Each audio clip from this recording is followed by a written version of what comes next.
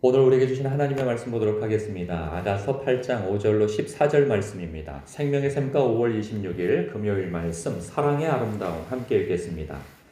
그의 사랑하는 자를 의지하고 거친 들에서 올라오는 여자가 누구인가? 너로 말미암아 내 어머니가 고생한 곳 너를 낳은 자가 애쓴 그곳 사과나무 아래에서 내가 너를 깨웠노라.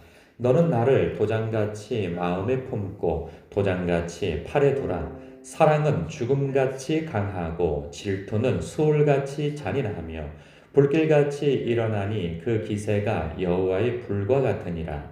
많은 물도 이 사랑을 끄지 못하겠고 홍수라도 삼키지 못하나니 사람이 그의 온 가산을 다 주고 사랑과 바꾸려 할지라도 오히려 멸시를 받으리라.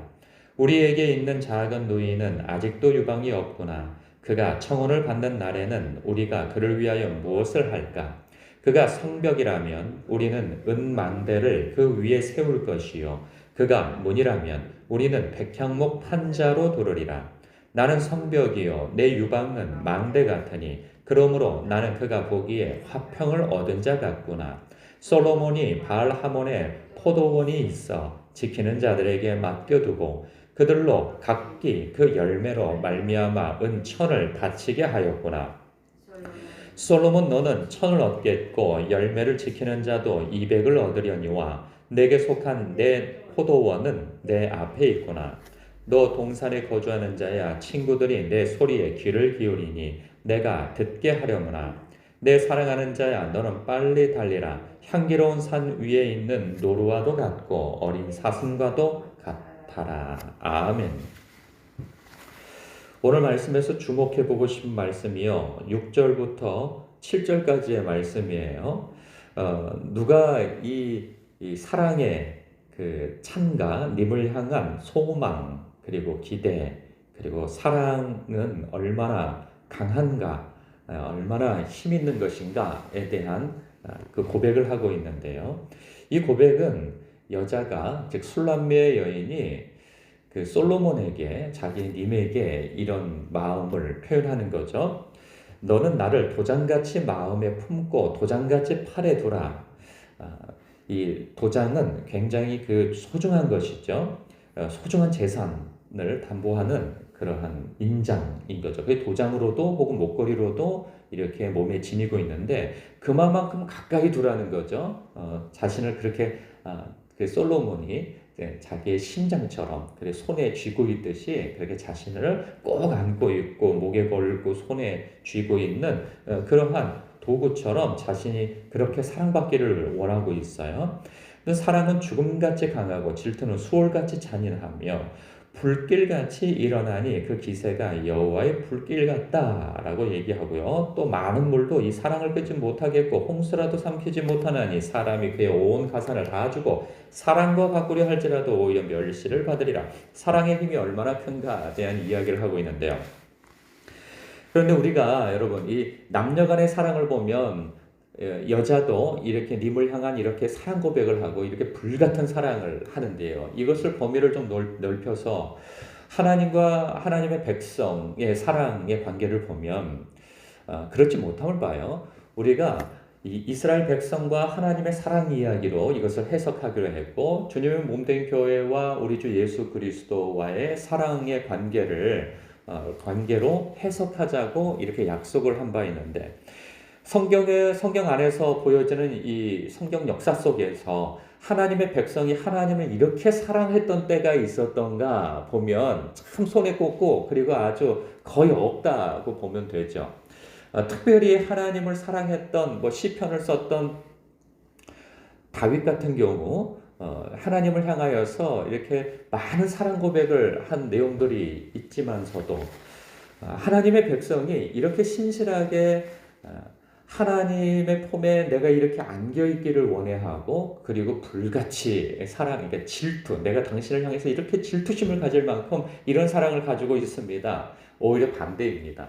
하나님께서 성경 곳곳에서 하나님의 백성을 향한 이런 뜨거운 마음을 표현을 했지 하나님의 백성은 이렇게 표현한 바가 거의 없다는 사실이에요. 보면 어디죠? 그 신명기에서도 보면 내 하나님은 소멸하는 불이라고, 그리고 질투하는 하나님이시다라고 모세가 하나님이 자기 백성인 이스라엘 백성을 향하여서 얼마만큼 이렇게 불같은 사랑을 가지고 계신가, 질투하는 사랑을 가지고 계시는가, 그것을 표현하죠. 그리고 성경 곳곳에서도 그러한 말씀을 합니다. 그리고 또 보면 7절에 보면 많은 물도 이 사랑을 끄지 못하겠고 홍수라도 삼키지 못하나니 사람이 그의 온 가산을 다 주고 사랑과 바꾸려 할지라도 오히려 멸시를 받을 것이다 라고 하는데, 여기 이게 연상되어지는 말씀이 있어요. 이사야서의 말씀을 보면은 이스라엘 백성을 향하여서, 그 침체되어져 있는 이스라엘 백성을 향하여서 하나님께서 선지자를 통하여서 격려의 말씀을 준단 말이죠. 나는 너의 하나님이다. 두려워 말라, 놀라지 말라. 내가 너의 하나님이니 네가 불 가운데 지나가도 그 불이 너를 그슬르지 못하고 네가 물 가운데 지나가도 그 물이 너를 침몰하지 못하도록 내가 지켜보호하겠다. 나는 너를 사랑하는 여호와 하나님이라 라고 그런 표현을 하고 있어요. 뿐만 아니라 호세아서도 보면, 우리가 몇 년 전에 호세아서를 묵상한 바도 있는데, 하나님께서 그 호세아를 통하여서 그 부인, 신실하지 못한 부인을 계속 남편으로서 신실하게 너는 가서 그 여인을 다시 되찾아오고 다시 용서하고 사랑하라, 이러한 요구를 계속 말씀하시는데, 이것은 실상 하나님의 백성을 향한 하나님의 그 신실한 사랑을 표현한 거였죠. 이만큼 하나님께서 하나님의 백성을 향하여서 얼마나 신실하게 사랑하시고 불같이 사랑하시며 질투하는 사랑을 가지고 계시는가에 대한 말씀은 성경 곳곳에서 나와 있어요.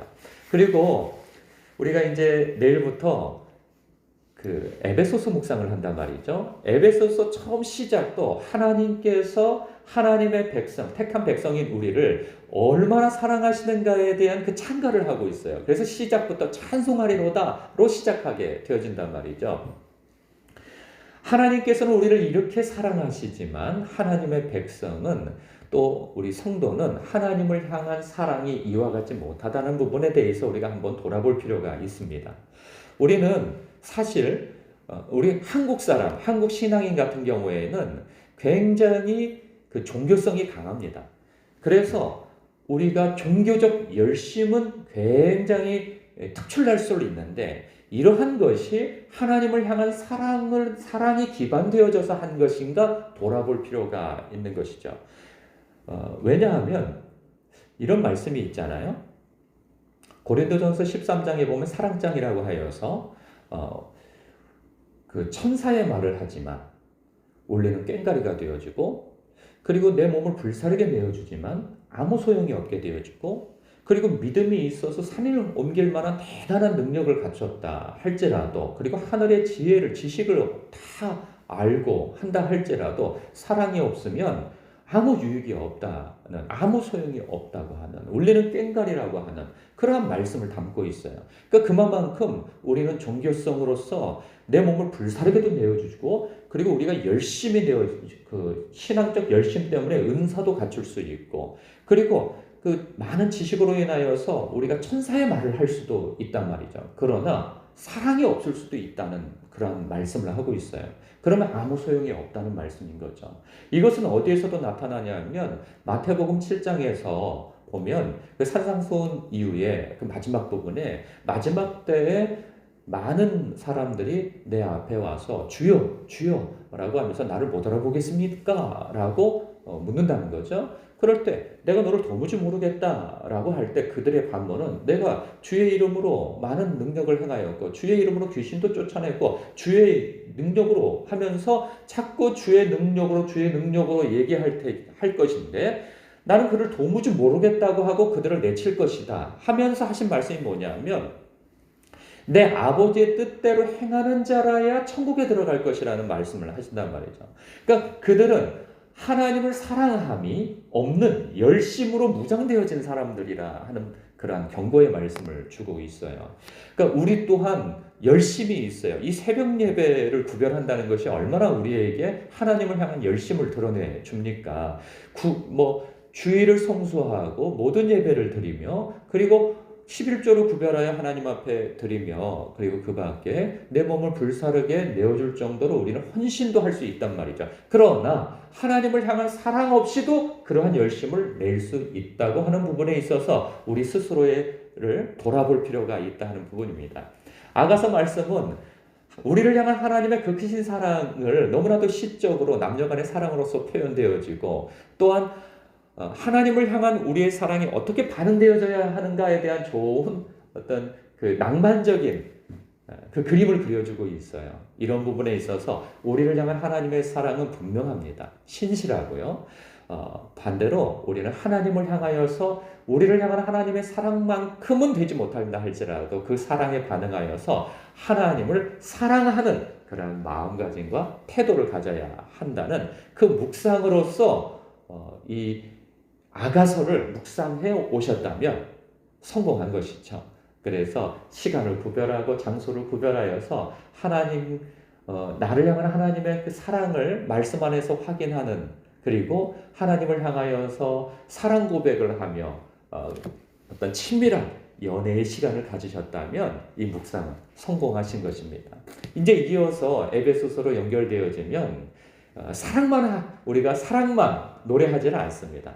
우리를 향한 하나님의 사랑이 이와 같이 클 때에 그 사랑을 받은 하나님의 백성이 하나님을 향하여서 찬송하고 그 찬송은 어떻게 이웃과의 사랑과 교우들 간의 사랑으로 이어질 것인가에 대한 말씀으로 연결시켜 주고 있어요. 이렇게 아가서로 충만한 하나님과의 사랑의 관계를 맺은 우리가 에베소서로 연결되어지면서 하나님을 찬송할 뿐만 아니라 그 찬송이 이웃과의 사랑으로 연결되어지는 것으로 이렇게 건강하게 성장되어지는 묵상이 있기를 주님의 이름으로 축복합니다. 기도하겠습니다.